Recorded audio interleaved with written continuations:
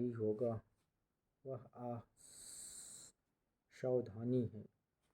आशावाद यह विश्व है कि समय के साथ अच्छे परिणाम पाने का संयोग पूर्ण अपने पक्ष में है। तब भी जब रास्ते में रुकावटें आए, यह साधारण धारण कि लोग सुबह में उठकर अपने से बेहतर और उत्पादक बनाने की कोशिश करते हैं, न कि उठकर कलेश करने की। यह आशावाद का आधार है। यह जटिल नहीं है, इसकी गणना भी नहीं है। यह बस अधिकतर समय अधिकतर लोगों के लिए सबसे उचित विकल्प है। स्वर्गीय संख्य हैशर्ड इसे अलग तरह से कहता, मैं आशीर्वादी नहीं हूँ, मैं बहुत गंभीर सत्यवादी हूँ। अब हम आशावाद के अधिक सम्मोहक भाई निराशावाद के बारे में बात कर सकते हैं। आधुनिक इतिहास में सबसे खराब साल खत्म होने को था। विश्व भर में स्टॉक मार्केट ढह चुकी थी।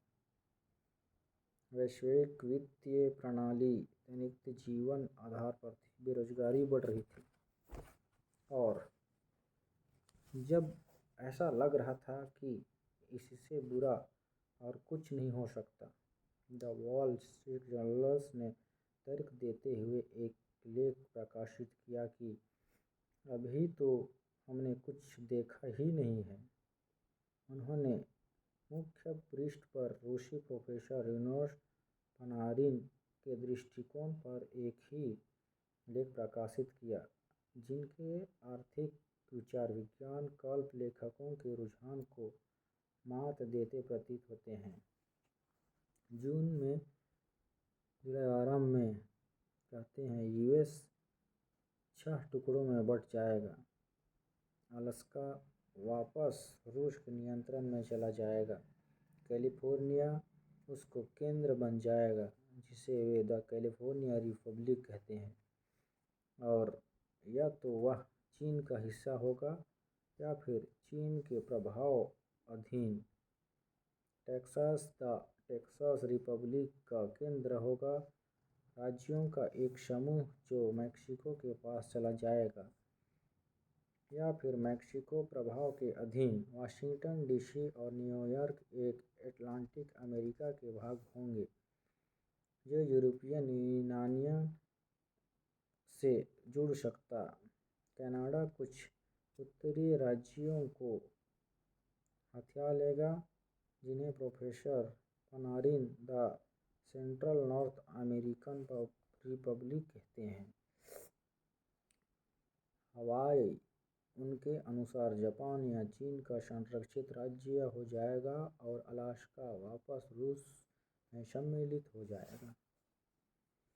यह किसी ऐसे वैसे लोग या सूचनात्मक का हंसबद्ध लेख नहीं था। यह विश्व के सबसे प्रतिष्ठित वित्तीय समाचार पत्र का मुख्य पृष्ठ था। अर्थव्यवस्था के बारे में निराशावादी होने में कोई हर्ज नहीं। इतिहास ऐसे देशों के उदाहरणों से भरा है जिन्होंने न सिर्फ मंदी देखी बल्कि विघटन का भी सामना किया।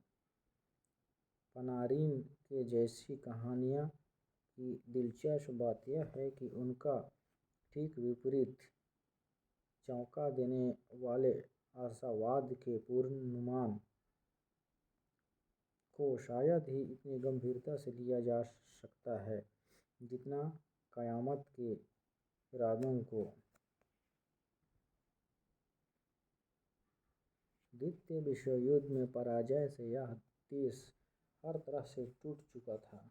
आर्थिक, औद्योगिक, सांस्कृतिक, सामाजिक रूप से 1946 की भीषण ठंड के कारण अकाल पड़ने से भोजन प्रतिदिन व्यक्तिगत 800 कैलोरी तक सीमित हो गया था।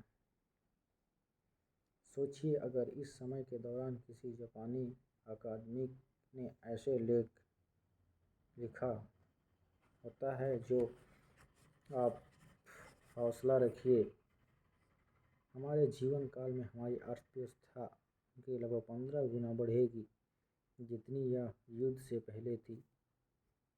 हमारी आय सभ्यता लगभग दोगुनी हो जाएगी। हमारा स्टॉक मार्केट ऐसे प्रतिफल उत्पन्न करेगा जैसे इतिहास में शायद ही किसी देश ने देखा होगा। हम 40 वर्षों से अधिक तक बेरोजगारी को 6% से ऊपर बढ़ता नहीं देखेंगे। हम इलेक्ट्रॉनिक नवाचार और प्रबंधित प्रणाली में विश्व नेता बन जाएंगे। शीघ्र ही हम इतने समृद्ध हो जाएंगे कि हम यूनाइटेड स्टेट में कुछ सबसे बहुमूल्य रियल एस्टेट के मालिक होंगे।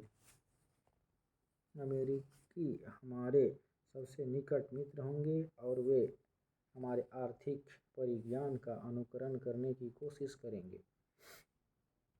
उनका तुरंत मजाक उड़ाया गया होता और उन्हें अपना इलाज करवाने की सलाह दी गई होती। ध्यान रखिए कि जो जापान में युद्ध के बाद वाली पीढ़ी के समय में वाक़ई हुआ, लेकिन पुनरावृत्ति का ठीक विपरीत पूर्वानुमान इतना बेतुक प्रतीत होता है जितना क़यामत का पूर्वानुमान नहीं होता। किसी से यह कहकर देखिए कि सब अच्छा हो जाएगा और वे संभवतः या तो आपको नज़रअंदाज कर देंगे या फिर शक की निगाह से देखेंगे। किसी से यह कहकर देखिए कि वे खतरे में हैं और उनका पूरा ध्यान उनकी ओर होगा। अगर कोई समझदार व्यक्ति मुझसे यह कहे कि स्टॉक है जो अगले वर्ष तक 10 गुना बढ़ने वाला है, मैं तुरंत उन्हें बेहूदगी से पूर्ण करारा जवाब दूंगा। अगर कोई बेहुदा से पूर्ण व्यक्ति मुझे यह कहे कि जो स्टॉक मेरे पास है वह धराशायी होने वाला है क्योंकि यह कोई लेखापन धोखाधड़ी है, मैं तुरंत समय निकालकर उसके हर शब्द को सुनूंगा। मान लीजिए कोई मंदी होने वाली है और समाचार पत्र वाले आपको बुलाएंगे। कह दीजिए कि हम औसत वृद्धि की ओर अग्रसर हैं और कोई अधिक ध्यान नहीं देगा। कह दीजिए कि हम अगली मंदी के निकट हैं, आप तुरंत टीवी पर होंगे। लेकिन यह कहकर देखिए कि अच्छा समय आने वाला है, मार्केट आराम से चल सकती है और किसी कंपनी के विशाल विकास क्षमता और रिटर्न एक अवसर प्रदान देने का है।